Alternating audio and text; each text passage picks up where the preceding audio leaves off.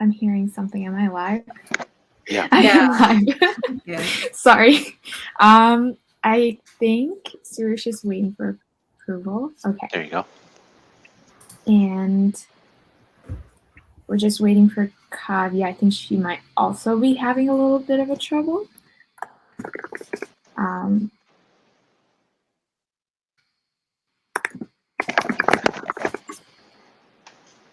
Okay. Sorry for my loud typing noise if you're hearing them. No worries. Okay.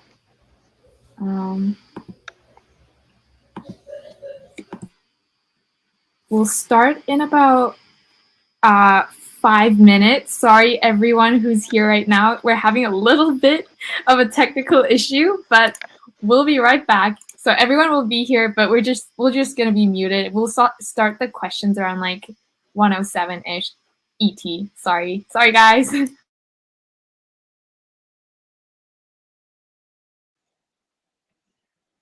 Let me just say, in the meantime, I really enjoyed Yedno's talk and really find it to be inspirational. So thank you for sharing.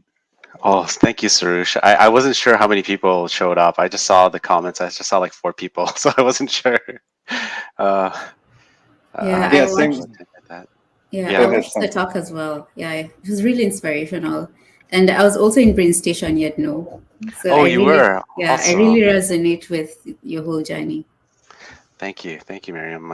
I'm really glad. I took a lot of. It's really hard to kind of just like reflect on your life and your journey sometimes. So Yeah, I took a lot of time to just really be truthful and not put too much that it's not effective, but like something meaningful and that could be helpful, I guess, to participants. So I'm glad that you enjoyed it.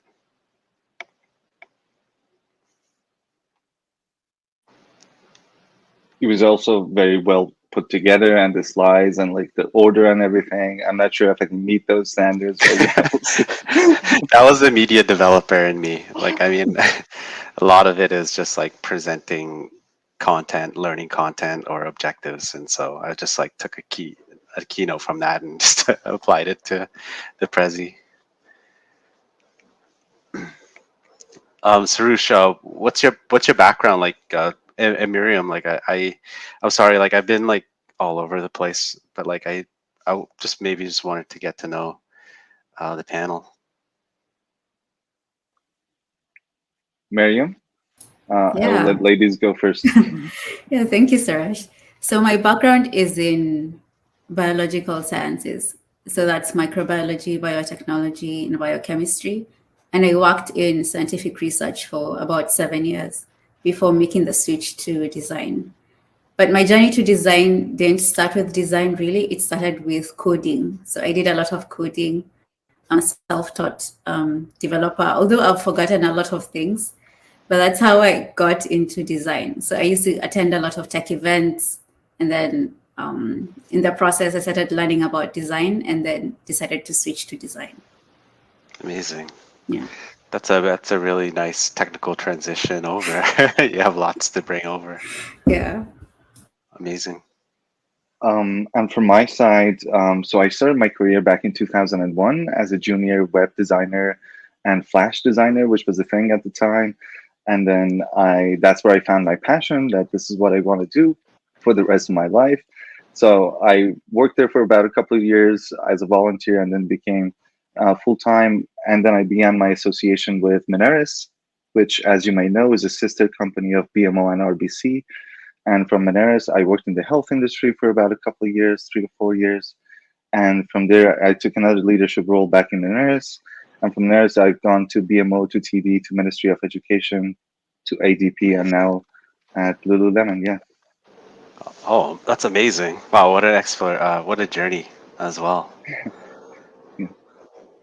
I'm sure you don't miss Flash though. I do. I spent three Oh, years you learning do, it. And then, yeah, Apple killed it overnight. So thank you, Apple. But yeah. right? Yeah, I remember those days. Flash was fun though. I mean, there's so much to do. I feel like it was like the Wild West back then. Yeah. No, to answer the question, sorry, I didn't make any Flash games. I made some cheesy music videos with Flash, but yeah, nothing, no games. Yeah, that's so cool. Awesome. Yeah.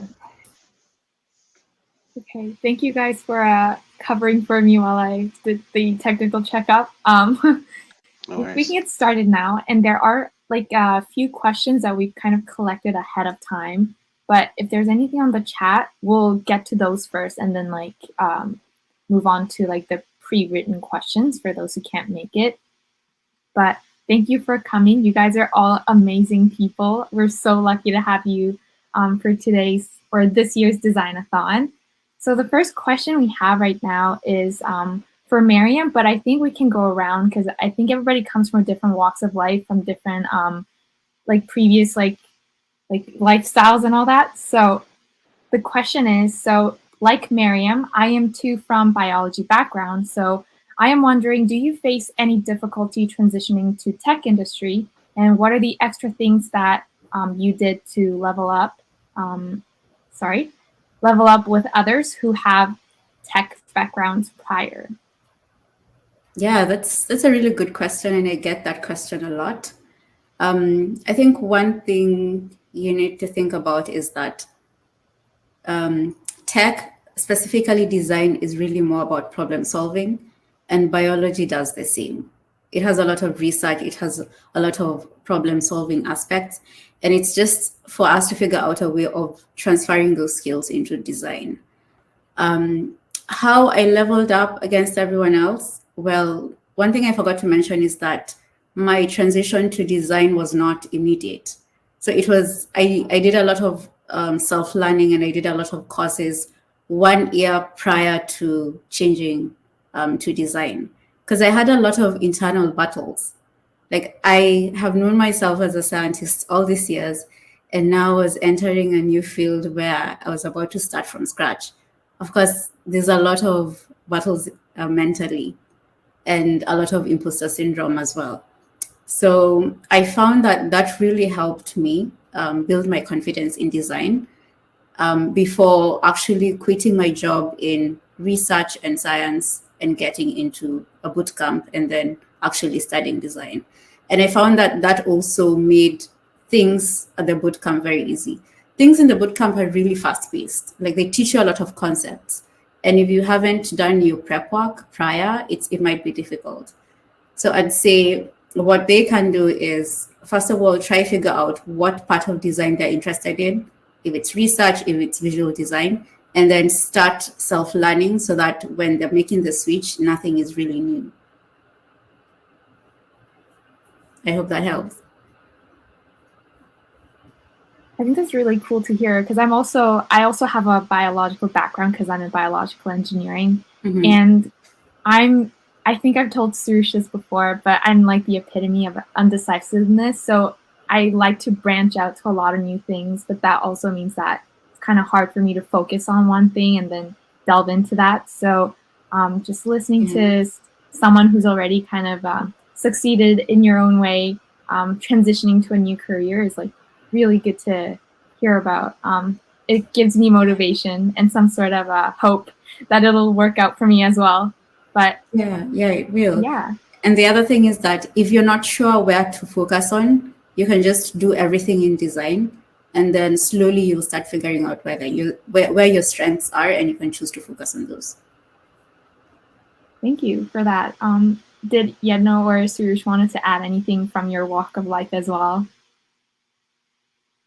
Did you guys all start in design and then just kept going that way? I don't know. Yeah, I love design. To me, this is the best thing that has ever happened to me. And I was so glad and lucky enough to discover it early, and lucky enough that it paid off. Early in my career as a web designer, I was told to do more graphic design, and I stuck to my guns as a web designer, and it paid off hugely. And lucky that it did. To me, UX is the epitome of using both halves of the brain. You get to exercise the left hemisphere for organization skills, for putting things in order, making things, project management, and the right hemisphere for creativity, emotional intelligence. So it's amazing, right?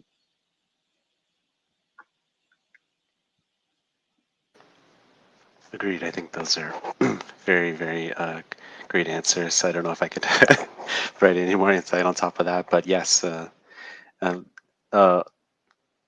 like what Soroush said, like it's basically like a medley of both, like using both hemispheres of your brain. And for myself, as an artist first, it was an easier transition, I guess, into design because it was just kind of like a different kind of platform for me, but kind of the same methods at the end. Yeah, thank you so much, you guys, for sharing all of your thoughts on this. I hope it was super helpful for everyone in this design panel right now, and also for those who watch later. But we can move on to the next question. So I guess I can do like a little bit of intro. So for many people who's like doing the Designathon, I think most of us need something to put on our portfolio. We're looking for jobs. We're not like actually in the industry yet, and we have our own like work to do. So this question is about, do you have any tips for landing internships?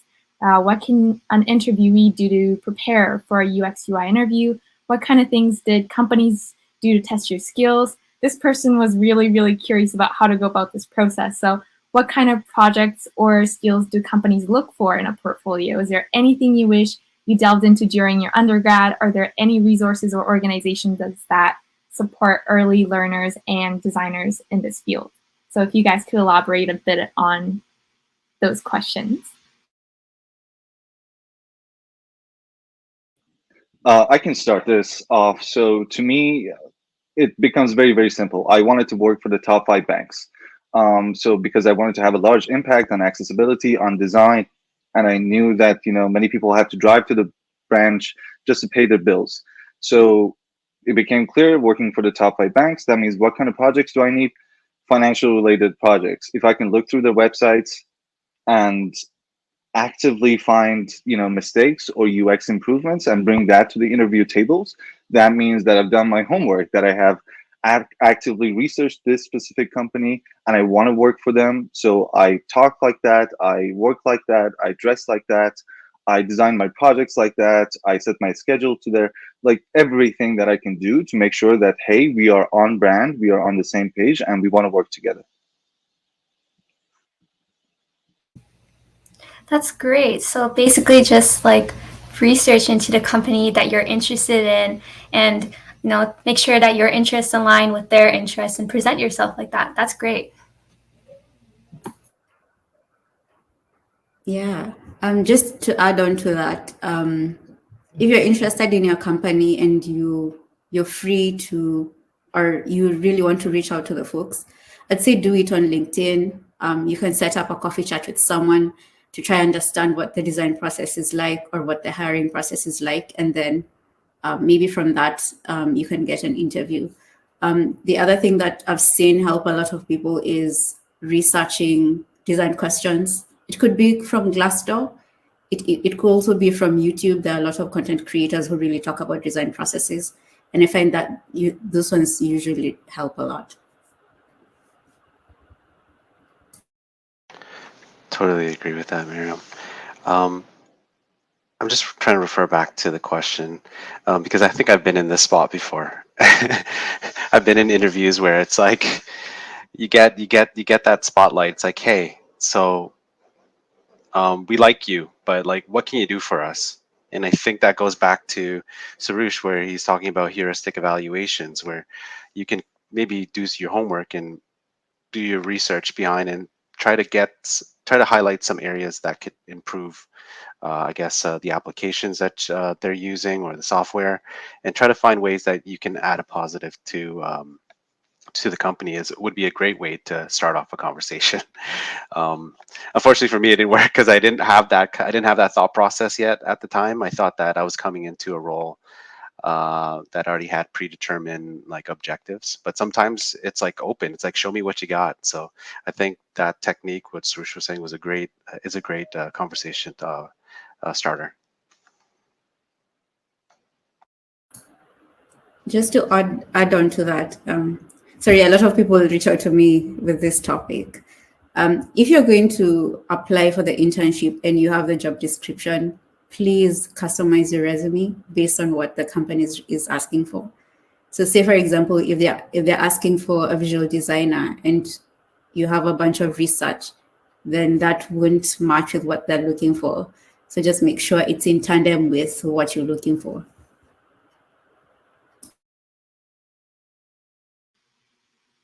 Yeah, those are really helpful. Just curious though, could we just go around and say what each of your undergrad was to see if it matches what you're doing right now?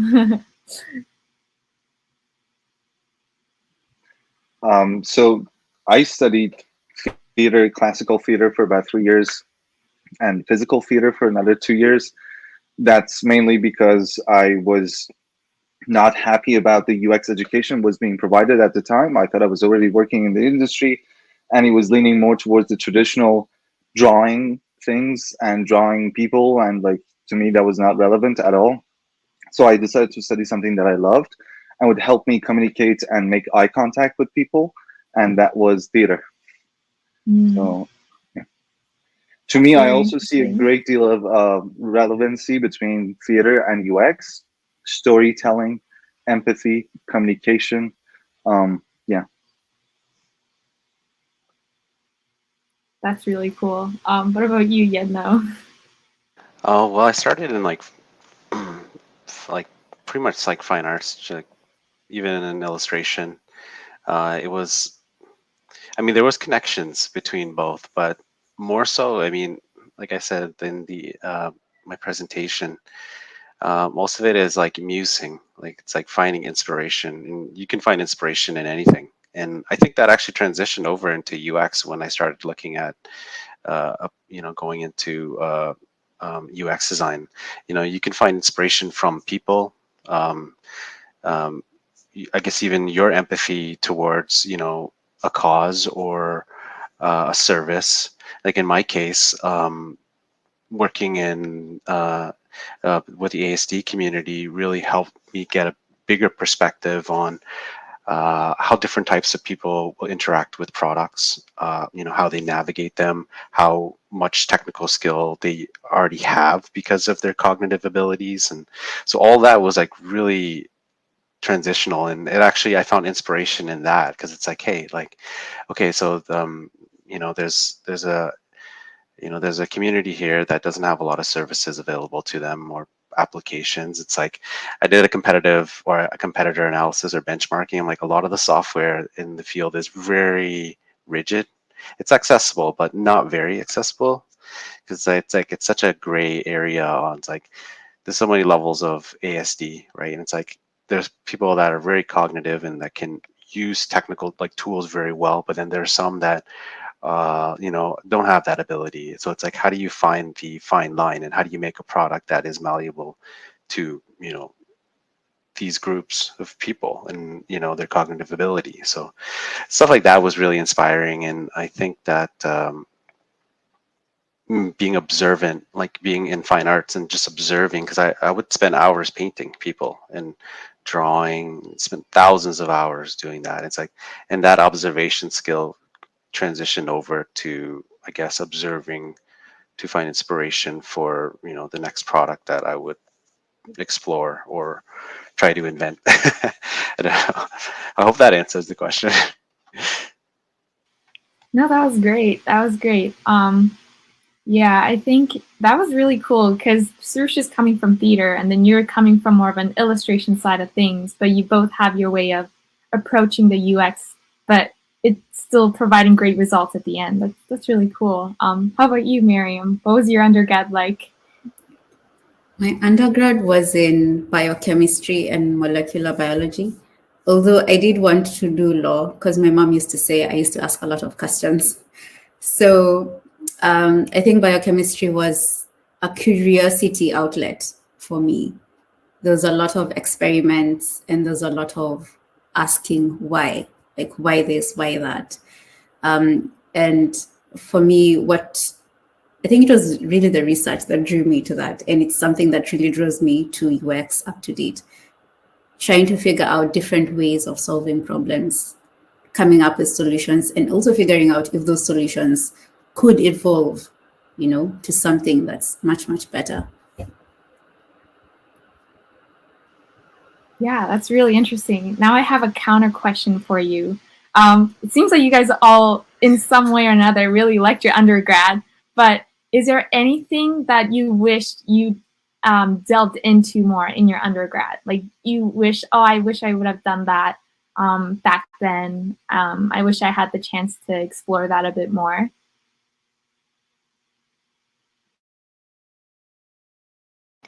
I can ask, I can say something here.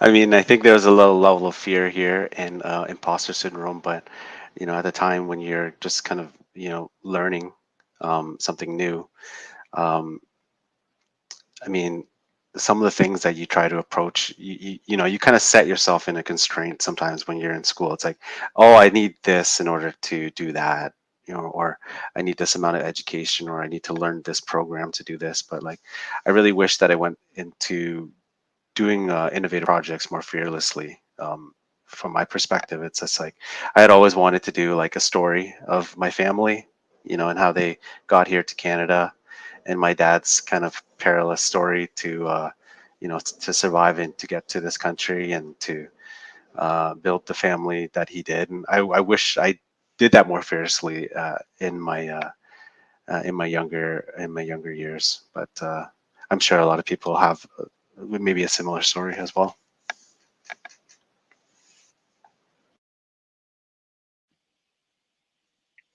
I would say two things from my if I was an undergrad, I would do more. I would journal or journal my journey a little bit more. What are the daily lessons that I've learned? And that journey, especially if you publish it and keep it somewhere, that could become a digital asset at some point. You could make money off of it. You could teach other people with it. So I would document my journey, and I would also seek mentorship and do more mentoring. Yeah, I do agree with you, Suresh. Like seeking mentorship and also doing a lot of mentoring. I think for me, the thing I would have done is maybe had something additional that was creative, because I felt like I was really restricted with science guidelines and regulations. But I wish I did something else, maybe drawing or graphic design, that would have been a creative outlet to help me change the way I was thinking about things, you know? Yeah, but if I knew then what I knew now, I would have done UX design. Great answer. Okay, so just going off of that then, what are some resources that you guys used in the beginning, or do you guys know any organizations that support like early designers, early learners in UI UX field? Because I feel like universities don't necessarily have a good program that's laid out. Like there's a lot of online resources, but not a lot of like good university programs. If what I'm saying makes sense. So are there any like resources that you guys looked to when you were getting into this field and learning more about it? So I'm a huge believer in learning on the job. I think the less you talk about it, the more you do it in practice, and especially in the real world, there are plenty of opportunities in both small businesses. They love somebody who's junior, fresh, and is ambitious and is hungry to prove. And you can learn a lot because you get to wear multiple hats and learn a lot. Or if you want to define your career early on in a corporate ladder, you could take that route. They love a junior designer who's eager to learn, eager to prove himself. You could take your pick, private sector, public sector.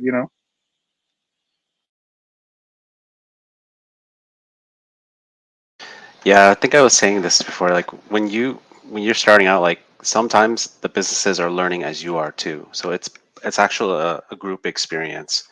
And even in my case, like the journey in my current job is we're still exploring processes and how to do things properly, and nothing's ever set in stone. So don't be afraid to come in there with fresh ideas and suggesting new ways to do things. And I think that's something that you kind of have to kind of believe in yourself and kind of have that confidence to take that step forward. And I think that's the hardest part, really. Yeah, I do agree with you, Yedno and Suresh. Like learning on the job is the biggest thing that can happen to UX designers. Also because different industries and different workplaces have different processes. But the other thing about learning is also just talking to designers. It could be in social events such as meetups or setting up mentorship sessions on platforms like List.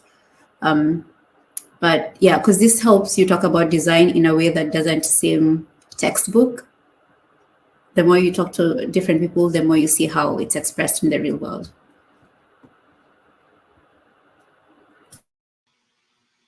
Yeah, that's really, really cool. I think the what Sush said about just believing on like learning on the job. I think that's the hard part. Like getting that initial part of getting that job is the hard part for a lot of people, because to get that you need like portfolios kind of pre-made to apply for the job. But I guess that's something that we would have to try to figure out on our own, and that's one of the reasons why one of the ways to learn a lot about the things you don't know. So thank you for those advices. That was amazing.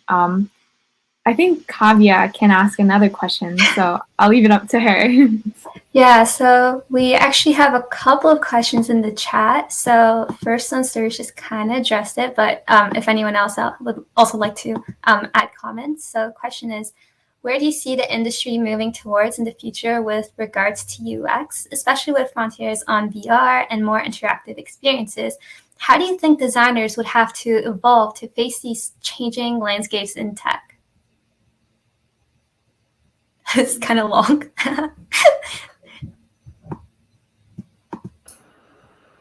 It's a loaded question. Yeah, it's in the chat. I'd like to look at it. Yeah, I think generally I'd say UX is an ever-evolving industry. What we know now might not be relevant in 2-3 months.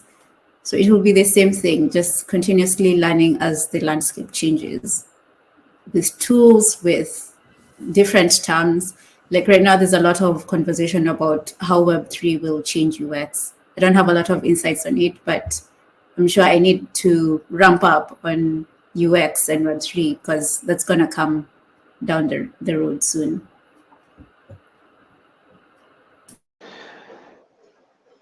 Soroush, do you have something to say, or do you want me to go? No, you go. I've already said something in the chat. Okay, got it. Well, I mean, we're at like this kind of transitioning point right now in technology where there's a real big battle between VR and AR, right? And what's going to come first. And I've been lucky to work with some production companies that have implemented or exploring these technologies, and it's really a race right now. And really, I mean, interactive design is going to be a huge element in VR and AR. My guess is AR is going to come first because it's already implemented into our applications, and it's a natural design system that we can really acquire by using tools like your phone. Like Apple has AR implemented already. Your Android phones as well. There's already augmented reality built in, so it's probably the best. It's probably the next thing. And when you think about it, like what entails AR, right? Like there's AI, there's conversation design, interaction, variant answers and questions, and AI systems that you can think about when someone needs support when they're in like an augmented reality game or software. There's so much that you can explore when you really look at it, and it's not really defined yet. So all I can say is just keep learning about the current technologies, because they will change the landscape of UX.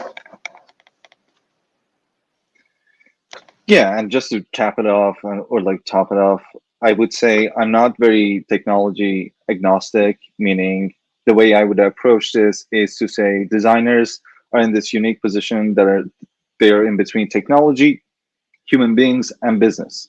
So if you can understand the business needs, then you understand the human needs, then you understand the technology, you should be golden, regardless of the technology that you're working on. And the golden rule is work on what you're passionate about. So you should be fine. Awesome. That's great. Perry, would you like to add on to that question or the response? I think everyone's covered it pretty well. Yeah, sorry, I joined in like mid-question, so. No worries, no worries. Perry, I think I might actually track back to one of our earlier questions because I think it might be, you might relate to a lot more because you just graduated this year, right, from U of T. Yeah. Yeah, so one of the questions was, do you have any tips for landing internships or like breaking into the industry? Like how did you approach to get a job as an interaction designer at Google? I could give you like a 20-minute answer to that, but I guess I'll try to be as quick as I can. So what I did getting an internship was just trying to find events like this one, design competitions where I could work up my portfolio, have some healthy competition around me. Me personally, I entered the Adobe Creative Jams and then just use that as like a learning experience to just not only work on fun things with my friends, but also build up my portfolio and then look for as many opportunities as I can as a student, like leverage the fact that you are a student. I'm sure a lot of schools like Waterloo, for example, have great co-op programs where you can leverage. For me, living in Canada, the banks had some really interesting opportunities. So once I saw that RBC had an opening, I just applied right away and managed to snag an interview and internship. And then once you get that first internship, it's like lighting that first match. Everything kind of like snowballs in like a really good way. Until you can, I guess what I did was continue building up my portfolio now with a professional experience, and then landing the job I have now.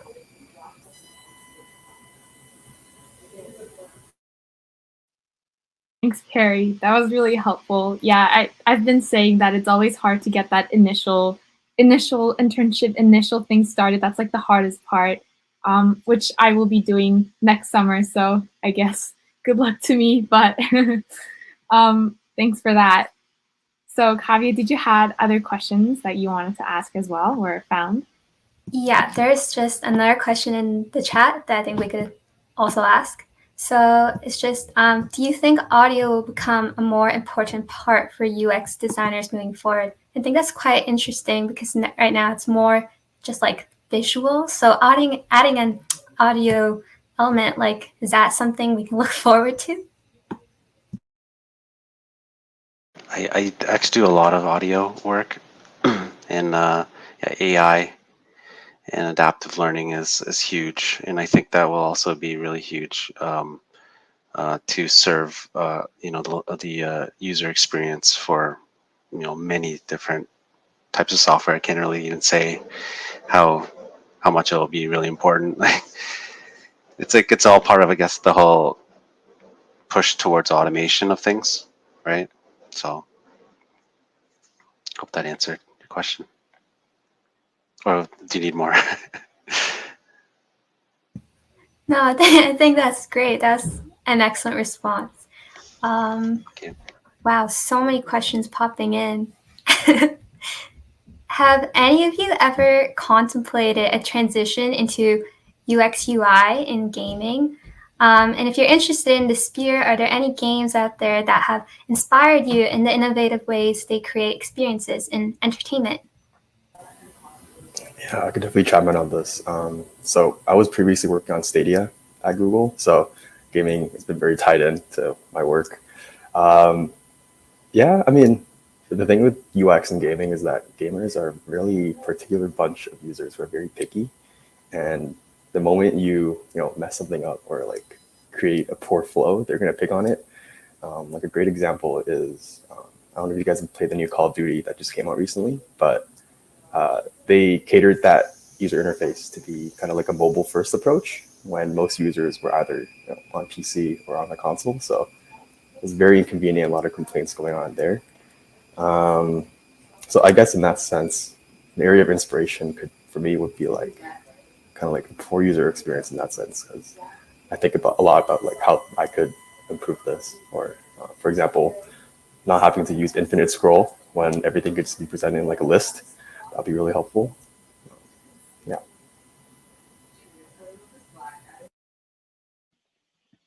For me, the gaming or any project, it becomes a question of how would this project, if successful, would change the world for the better in 5 years? So if the answer is yes, I'm usually in. If the answer is no, I'm usually out. So my philosophy, and this may be controversial with gaming, is like, even if I make a game, we make a game, it's super awesome, it becomes #1 game in the world, so what, right? A lot of people, quote unquote, you could argue that wasted their time on it. So to me, it doesn't bring too much value going down that path for me as a designer.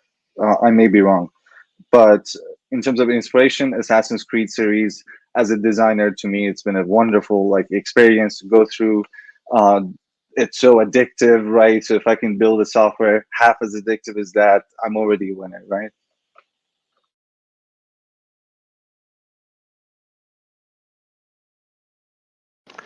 I don't know if I have anything to say in this realm because it's not my realm.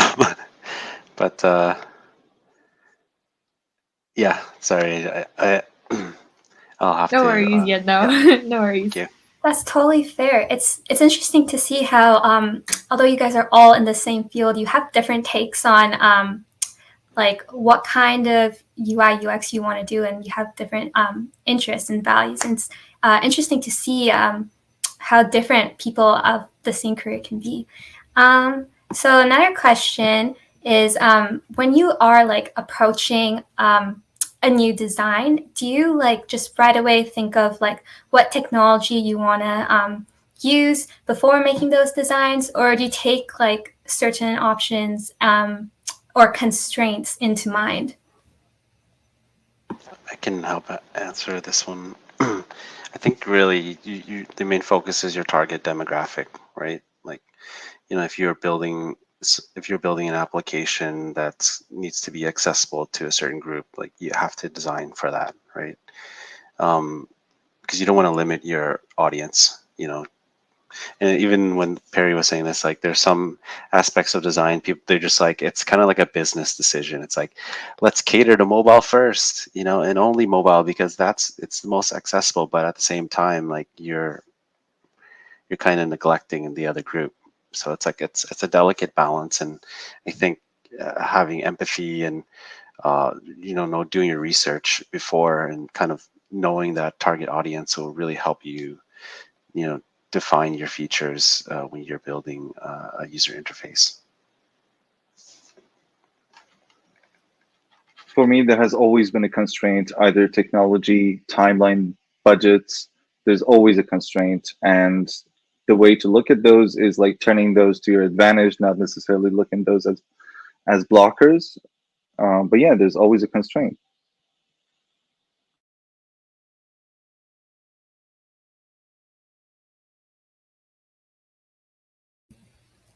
That makes a lot of sense.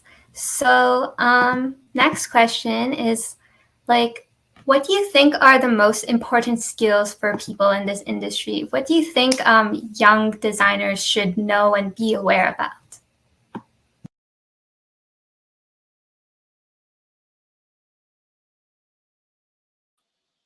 I can take a stab at this one as well. I think to me the most important skill is empathy. Having empathy for your users, for your dev teams, for whoever you're working with. Also the soft skills. People underestimate how much time you spend as a designer away from the keyboard, how much you're in meetings, how much you have to get buy-ins from other people, how much you have to get buy-ins from tech, from legal, from all sorts of places. So a lot of soft skills goes into this.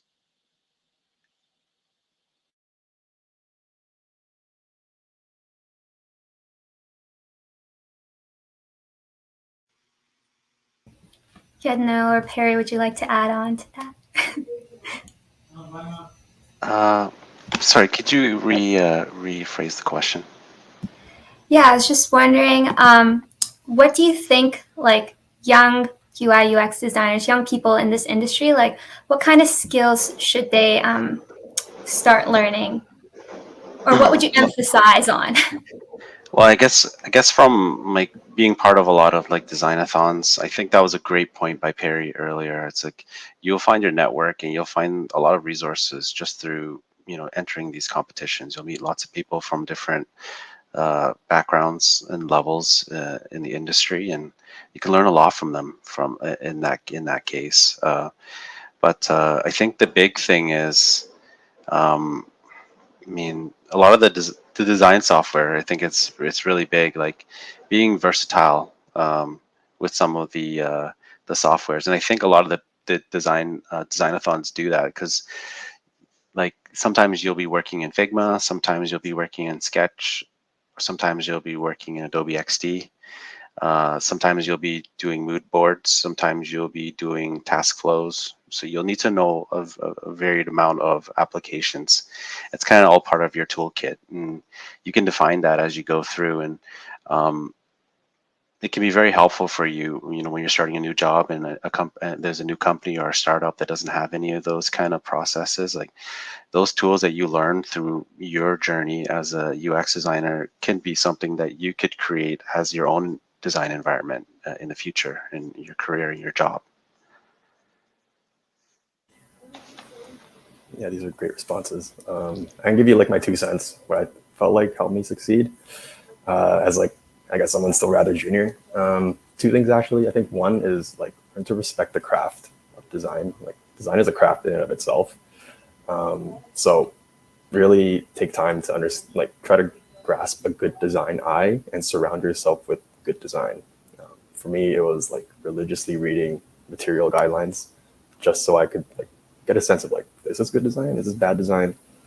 And the second thing is, this is a very honest opinion, but I think should really be excited about imposter syndrome. A lot of people back down from that, sometimes myself included, but it's always going to be there in your life and it scales with you. With my first design competition, I literally came in dead last. So back then, and even now, as a junior designer looking at senior designers, I feel like, now that even though I'm at Google, it's like imposter syndrome is still scaling with me. So find ways where you can kind of use that as motivation. Like look at the reason why you consider someone else to be quote unquote better than you, and then kind of pick and choose things where you can get inspired from them, and from there kind of build yourself up. So yeah, don't be afraid of imposter syndrome.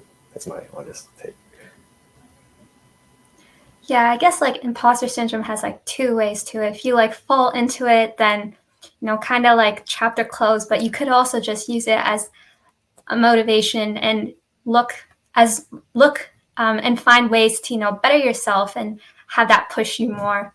So next question is, if you could like make any kind of change with your design, what would be the biggest UX change you'd want to make? Like anything crazy. Sorry. Yeah, I would try to incorporate all human senses. So right now we're a lot more visual and and stuff like that. What if there was a flower store that would let you smell the flowers, or an ice cream where you would taste the ice cream, or like use all human senses to the maximum would be my dream as a UXer. That's really cool. But the thing is, for example, like right now, the human sense that we use the most in UX UI is like visual things. For example, I think audio is something that also gets used sometimes. But honestly, when I go into a website or anything and it has a sound, the first thing I look to is just to mute it. So how do you think it might, like, what do you think would need to be changed for people to like change their mind about different type of like senses to be incorporated into UX UI design? What are some things that you've thought about? Because you seem like you really want things to happen this way. I think it's technology, right? It's just the technology that should allow us to build such experiences. That would be super cool. But going beyond digital, I honestly want to start designing experiences as a whole. So imagine going to a doctor. How is that experience? Terrible, right? What if there was a designer who would design this experience for you, so you wouldn't be left sitting, in the waiting room, like, or whatever. It's just terrible, right? So designing real world experiences would be awesome as well. Oh, something that kind of reminded me, as you said, was the elevator with mirror inside it, as like experience and less complaints about the long wait as the elevator goes up. That's actually an interesting thought that anyone else wants to hop in. I think that's a cool thought. I mean, there's that level of I think like this is what like VR is struggling with, is that like when you look at it, you know it's superficial, right? And so your brain cognitively thinks like, hey, like I don't have to be in here, right? Or if it gets a little messy, like I can get out, you know? But that's part of an experience in itself, right? Like you don't come to like let's say you're going to emulate like a waterfall, like a giant waterfall. You don't like turn it off. It's just there. It's an experience in itself. There's ambience, there's noise, there's birds, there's trees. You know, you can maybe even feel the mist. There's so many elements to an experience, and that's hard to replicate, you know, the human experience into a digital space. But that's a really cool thought.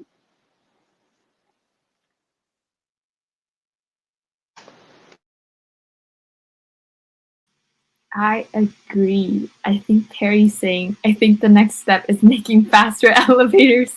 That is true. That is another solution. Yes, please. Yes, please. Yeah, I guess that, I don't know. I think one of the movies, it may be a little bit off topic, but it came out like several years ago, but it was like a really, really amazing experience for me as a kid as I watched it in 3D. If the AR VR experience was like that, I think it would like really hit it off. Maybe you guys are also familiar with it. Like, have you guys watched Avatar? The blue human, like the huge giant humans. Don't get me started. Yeah, no, I can't wait for the second one. It looks amazing, even though it's like such a long time. Like it just looks fantastic.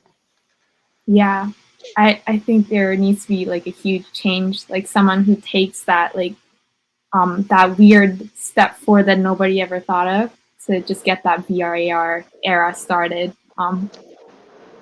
Yeah, Definitely. that's really, really cool. I don't see any like new questions, but I did have a question for you guys. So is there anything that you've noticed in your current like job, or like some things you've seen around you that like a new trend in UI UX, or like new thing that are people to looking forward to that's not AR VR, what we've been talking about?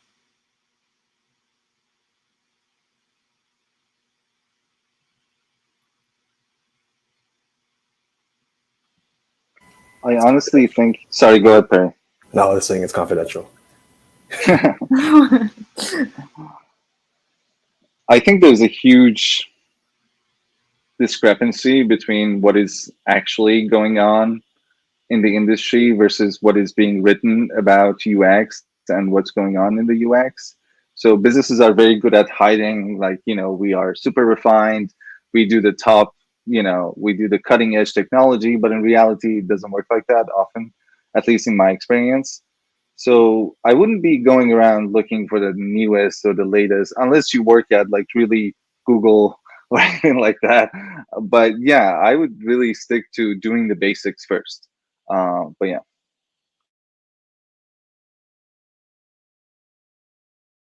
You're gonna hate me, but could you rephrase that one more time? Sorry. I would just say like instead of looking for the trendiest or the most cutting edge, I would at this point try to focus on doing the basics right. Get the HTML elements in the right order, H1, H2, have instructional text, get the hierarchy right. Don't worry too much about the latest font or the latest color, or, just get the basics right. Totally agree with Soroush there. I mean, the idea or the concept or the product itself will expand, but you have to start with a strong base. And I think that's what Soroush is pushing towards, is you got to have that strong fundamentals and the structure before you start adding on all these other features and, things that will wow your users.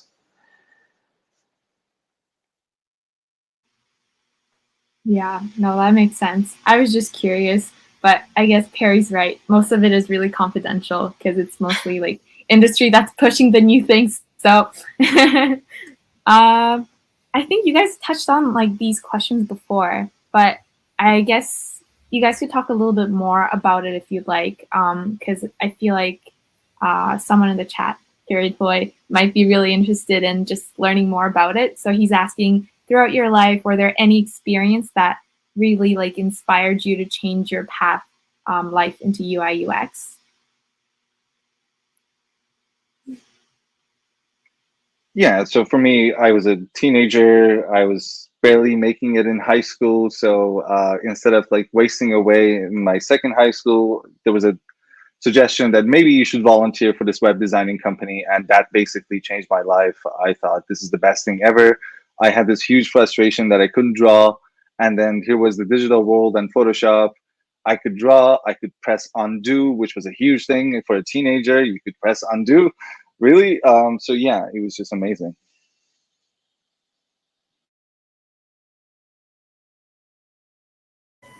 Yeah, no, you want to go first, or? No, I was going to ask you if you wanted to go first. All right. Yeah, I guess going from architecture to UX, the money. No, I'm just kidding. Um, I think I really enjoyed my time studying architecture because it felt like I was trying something new with every new assignment, and I had free reign to do whatever I wanted. But I realized that getting into the industry, working at a big architecture firm, very little of that. A lot of it is project management, and buildings take decades to get built. So part of that was like my lack of patience, but also being able to have that same feeling where like you see your model when it's completed, and also being able to play around with your Figma prototype on your phone. I felt like that same level of like, whoa, this is cool, and I built this. So that's kind of why I made that transition. And like I felt like, even now, now that I'm working, I feel like I'm still in school where I can, kind of have free reign to like try new things, be in an industry where like we're pushing the edge of technology, and just it's fun and it's cool, and I don't have to worry about all-nighters ever again.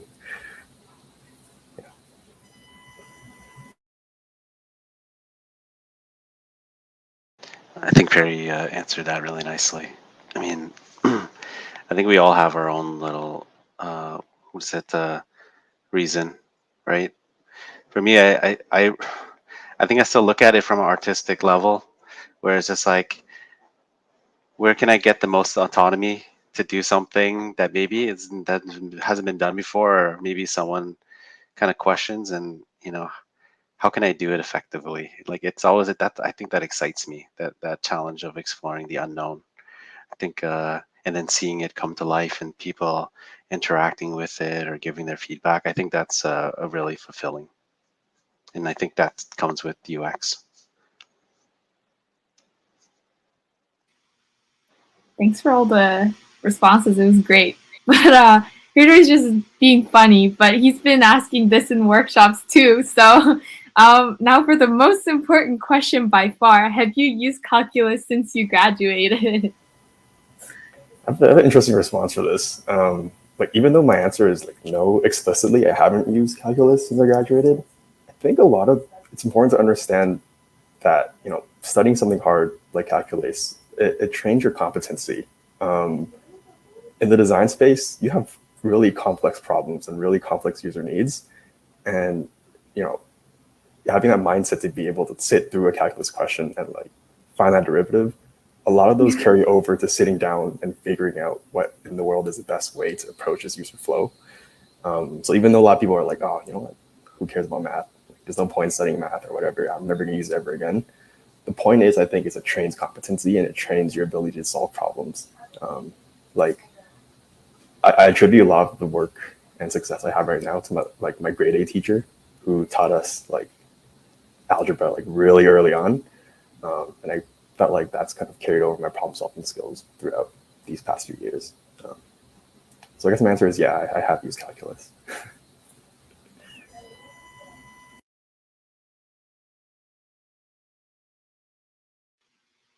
anyone else want to give their opinion about calculus? I think one thing I would like to stress is to understand why you're studying something. So in high school, they taught us Romeo and Juliet. I had no interest in learning Romeo and Juliet, but in college, when I actually chose to study theater and then I studied Romeo and Juliet, I was super into it. So the same thing, if you know the purpose behind, this is going to save a billion people 1 hour a day, great, let's get into it, right? So find that passion, find the purpose behind it, you'll figure it out, whatever it is.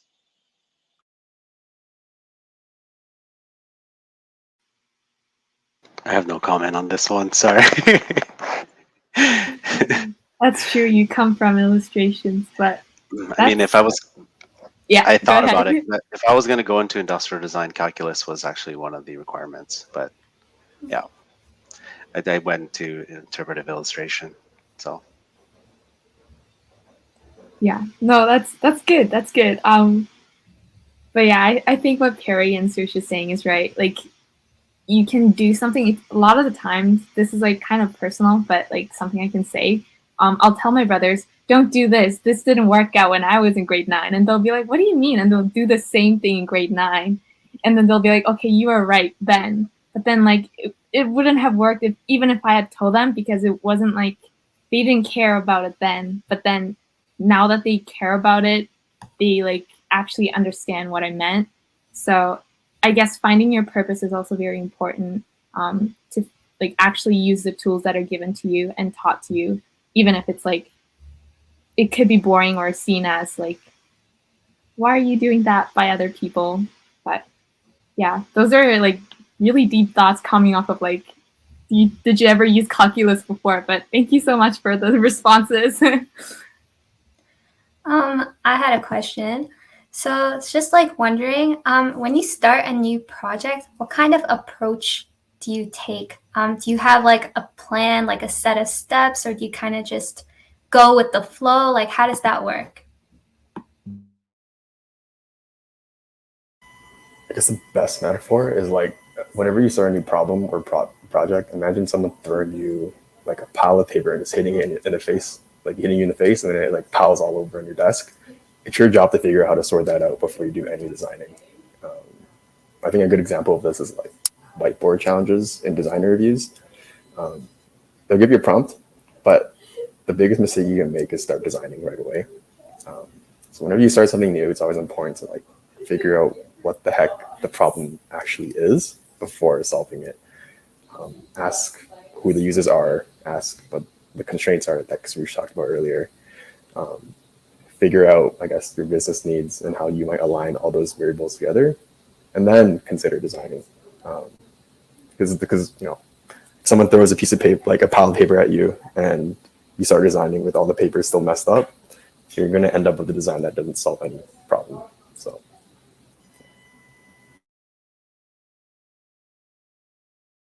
agreed. I think both of them answered it really well. It's like understanding the space, understanding what you're doing. It's really important, and it'll save your business or the business you're working for money.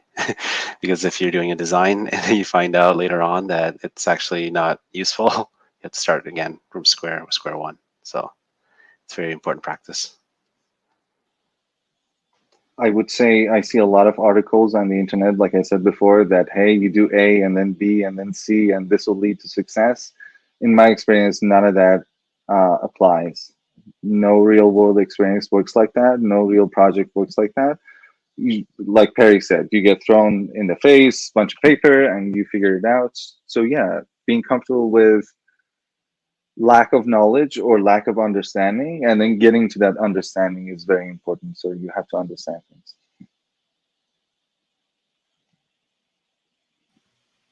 That's super cool. I think something Perry said kind of relates a lot back. I don't know, caveat, back in like year 1, we did a lot of engineering thing, and we would, before we even tackle or try to prototype something, we'd like go down the list of what are the functions, what are the things we need to like make sure that meets what they're asking for.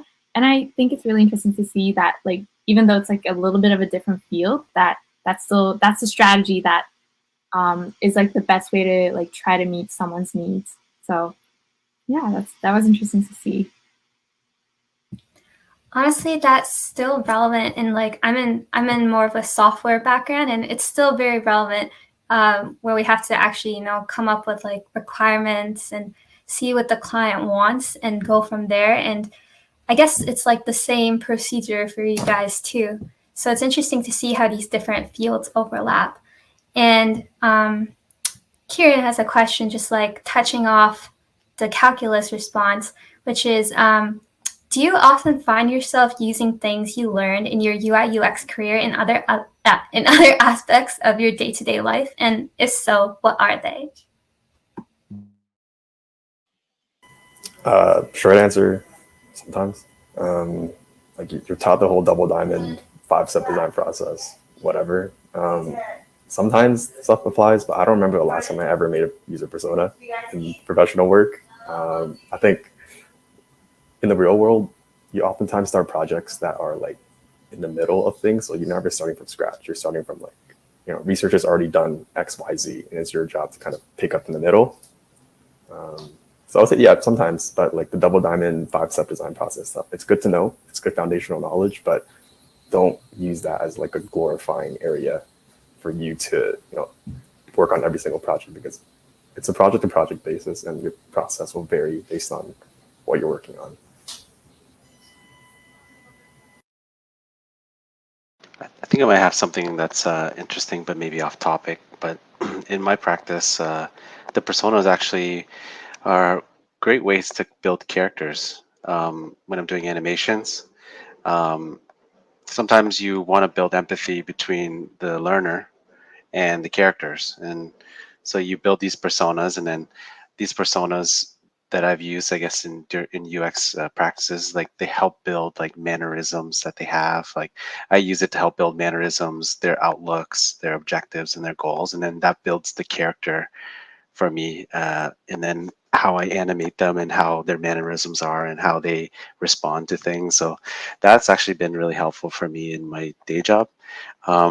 Another UX methodology is the whole double diamond that Perry was saying, ideating. I do that a lot now, ever since I kind of learned UX, but I do it when I do paintings and drawings. So like, I always tell myself, I'm like, this is not like something that, like, I'll do it. I'll put like an hour, 3, 4, or 5 hours, maybe 6 hours into a painting, and then I'll come back to it like maybe a week later with a fresh perspective, and maybe have some predetermined goals in my mind to add in or to add these certain details. And then it's like a building process, kind of like what UX is like. It's like you're building this application or this product, and each time that you make these iterations, it gets better and better and better. So I've kind of adopted that into when I paint or draw. For me, it's 3 things: storytelling, communication, and what was the other thing? Oh yeah, empathy. So empathy, not jumping into conclusion that just because this person said 2 + 2 = 5, that they're this, that, the other. So try to understand why they said 2 + 2 = 5 in this highly stressful situation. So empathizing with them. And storytelling, right? You could just simply say the coffee was bad, but you could like tell a story about why or this or that. So, and communication, right? So being able to have tough conversations with family members, with like, partners, whoever, right? The same as you would with a business.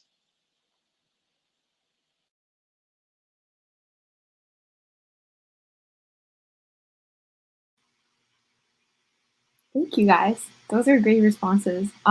By the way, Yedno, I'm also like really into learning about animations, so that was really cool to hear about that. It also ties in with UI UX as well, in terms of like mannerism and creating the empathy and like the connections between like the user and like the person creating the design. So Definitely. I mean, it's that to empathize with like a fictional character, you have to really embody real human characteristics, right? And so the UX process for personas is actually really helpful in that for me. that's really cool. We're almost hitting the end of our time. You guys been here for a long time. Thank you so much. But we have a few more questions to go. So Kieran has another question. He's asking, how do you guys feel about the general corporate trends toward minimalism in recent years? For example, like iOS 6 to 7, Google logo going from shiny to flat, a lot of changes in logos. My brothers hated a lot when it did, but they're used to it now. But it did happen. And do you guys like the style, or are you opposed to it? What are your thoughts on the minimalism trend? I think that's an answer for Soroush. You might know because of your talk. No, I'm going to talk about accessibility, but like minimalism in general, I'm a big fan of it in life in general. As a designer, the simpler, the better. Yeah. Sorry, go. Sorry. I think my perspective on it is like, from looking at iOS, even the Google logo, it's like, from a UX perspective, it's like 10% of the entire industry. Not everything we build is consumer facing. You have enterprise tools, which are notoriously ugly. You have complicated, whatever tooling that's not just like, iOS interface. Off the minimalism, although it is beautiful, I find it beautiful as well. It only accounts for like 10% of the UX industry. So in some cases, yes, in some cases, no. I think the approach to minimalism is, I thought would be related to accessibility, especially, when you're a corporation with, thousands of products, that branding is going to be everywhere, right?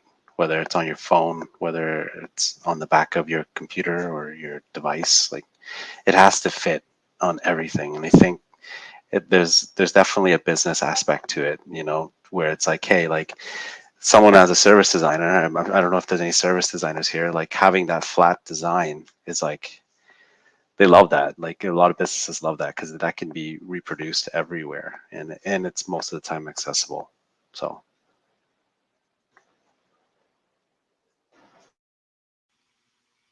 So, sorry, just to add on to that, some of the things that I've noticed is with like design in general, either it be like fashion or entertainment, like trend goes in a bit of a cycle in a way. Do you think we'll ever go back, like move away from minimalism and go back to those like old like button types and stuff, or do you think that's not really going to happen because there's a UX part of it, and I think that's one of the reasons why we moved away from those type of designs. What are your thoughts? Do you think it'll ever go back? I think ultimately it's not really going to matter. Like, for example, the whole Discord rebrand, everyone complained about it. Everyone hated the new purple. Everyone hated the new typeface. But 2 months down the road, no one really cares. They're still using Discord the way they use it. It's because they didn't change the core user experience and how you use it. So I think, if iOS goes back to like the whole neomorphism thing, I don't know. I feel like people would be like, oh, this is cool, but they're not going to really change their opinions on whether they switch to Android or something.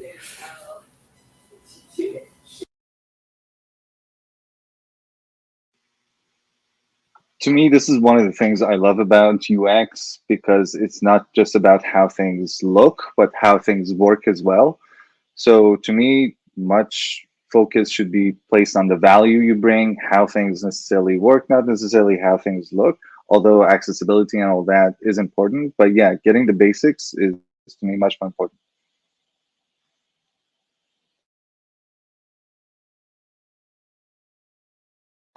I'm just gonna future think on this one because there's really no answer to it. Like I do think there will be a comeback, and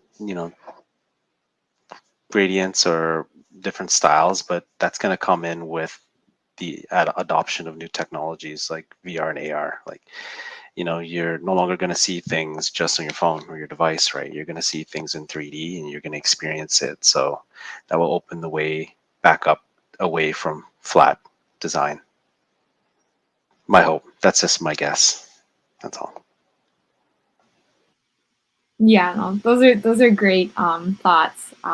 I do agree that with anything new that comes out, sometimes people hate on it. Like the AirPods, I remember when it came out, people were like, "Oh, that's never gonna happen." But I see Soroush using it right now, and yeah, nobody cares anymore. So I think that what Carrie said also makes sense as well. Kavya, did you want to take on the other questions in the chat? Yeah, sure. HD's got a lot more questions.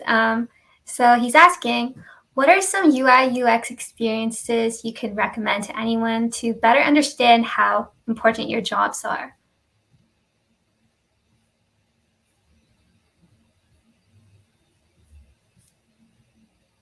Okay, you're really getting us with these questions. They're really deep. Soroush, you want to go? Anybody? I'm not even sure I understand the question. Are you trying to say what turned me off as a hiring manager to hire another No, designer? like if you were to show someone who isn't really familiar with UI UX, like what UI UX is and why it's so important, then what kind of examples of UI UX would you show them to, you know, flex your job? I would show them an iPhone, right? iPhone is a great example of UX gone wild, that from the moment you open it, it's a great experience to the moment that you close it. Even a child could understand it.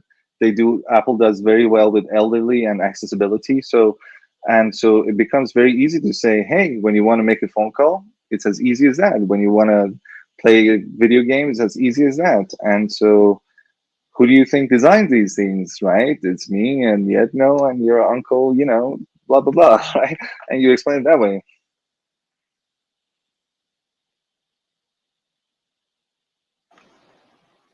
Yeah, I'm just going to go on with, I support Soroush on his answer.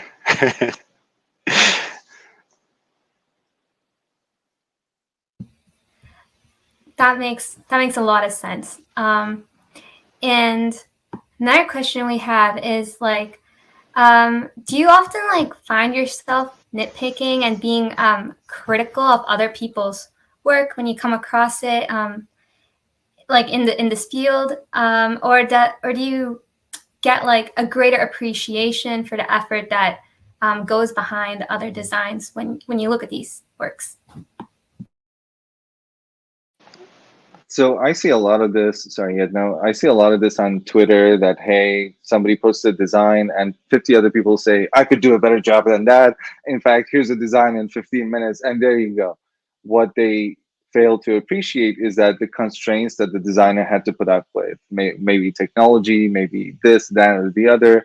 And so having that understanding and not necessarily jumping to judgment is key, I think. Agreed. There's lots of reasons why things are a certain way. Sometimes it's cost, sometimes it's time, sometimes it's like a certain approach, like or it's related to branding. Like there's so many variables, and it's just it's good to always just kind of take things with open eyes and open ears, just because you never really know like what how a concept gets to where it is, right? And just yeah, just be mindful. Yeah, I often see on LinkedIn those posts where it's like, which UI design is like better? And it's kind of unfair when people are just like choosing one or the other without really considering like, well, what was like the thought process behind these designs and what parameters was the designer trying to address? So yeah, that makes sense.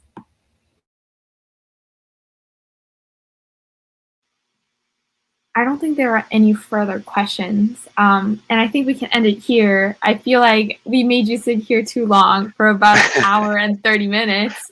Thank you guys so much for answering these questions. Some of them they gave me some things to think about in the future as I move on. So it was really, really helpful. I'm sure many of the people who come back to this will also find it helpful. So I hope it was worth it to come here and, help us out. Thank you so much, Yedno, Soroush. And I will see you, Soroush, at the talk and Yedno at the judging, and also Soroush, you at the judging. But thank you guys so much for coming. Yeah, just shouting out to Perry and Maryam as well, who came here and joined us, who had to leave early. But thank you so much, guys. You guys can leave now. Awesome. Thank you so much. Thank you so much. Take care. All right. See ya. Bye. Bye.